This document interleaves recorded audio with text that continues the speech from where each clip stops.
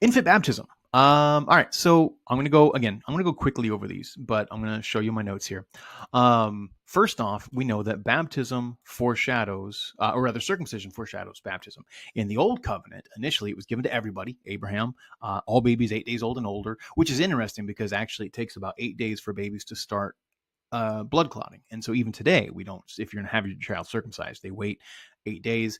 And if you, in a lot of hospitals, they're offer what's called a vitamin K shot. And vitamin K is one of the things that your body starts producing that allows you to have your blood clot.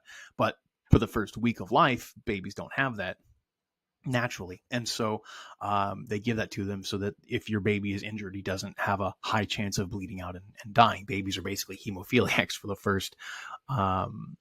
first week of their life, which is just interesting, right? And I don't know if this is something people would have known in general, but anyway, it was initially given to everybody, right? Even old men. Abraham was 99, Ishmael was 13 when all of this happened. But over time, the vast majority of people that were circumcised were only babies because there just weren't a lot of Jewish converts in that day. Baptism replaces circumcision. In Colossians, Paul says this, "In him you were circumcised with a circumcision made without hands. By putting off the body of the flesh in the circumcision of Christ, you were buried with him in baptism, in which you were also raised with him through faith in the working of God who raised him from the dead." So it is baptism that replaces circumcision.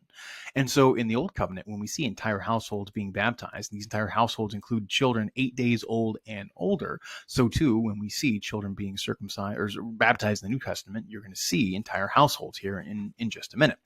And so, and in the initial wave of Christians, it was quite natural for adults and children to be baptized because you would have had a lot of converts, just like in the original moments of the Old Testament, the Old Covenant, when you would have had entire households, men, boys, and infants being circumcised.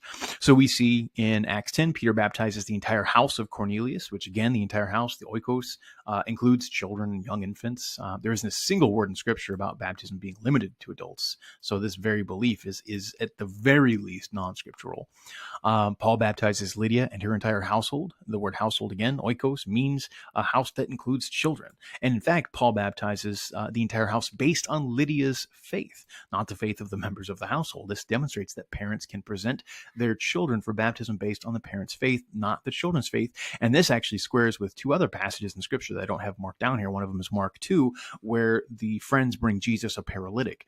And if you read the text, what it says is Jesus saw the friends, and when he saw their faith, he said to the boy, "Your sins are forgiven." So he forgave the boy's sins based on the faith of the people who brought him to Jesus. And then Paul also says in 1 Corinthians 7, he gives guidelines that, the unbelieving spouse, if they're not willing to live with a Christian, then they can separate and the spouse is free to get remarried in that situation because it wasn't a valid sacramental marriage. But in general, marriages should not be ended. And so once you're married, if you're a Christian and you're married for life. But he says, if the unbelieving spouse is willing to keep living with you, then by all means keep living with you, because the unbelieving spouse is made holy by the believing spouse, and so are the children. So this even squares with what St. Paul says. Paul baptizes a jailer and his entire household, again, with children.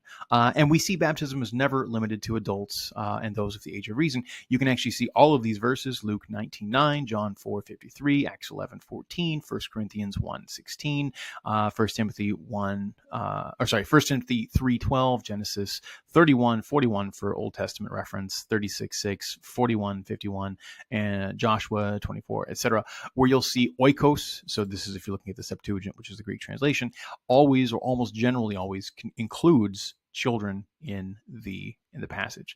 And of course, in 1 Corinthians 1:16, Paul baptizes the entire household of Stephanus as well. So infant baptism just makes sense, especially if baptism actually works, actually is a thing. And Scripture is pretty clear that baptism is efficacious. In fact, St. Peter says baptism now saves you in 1 Peter 3, right?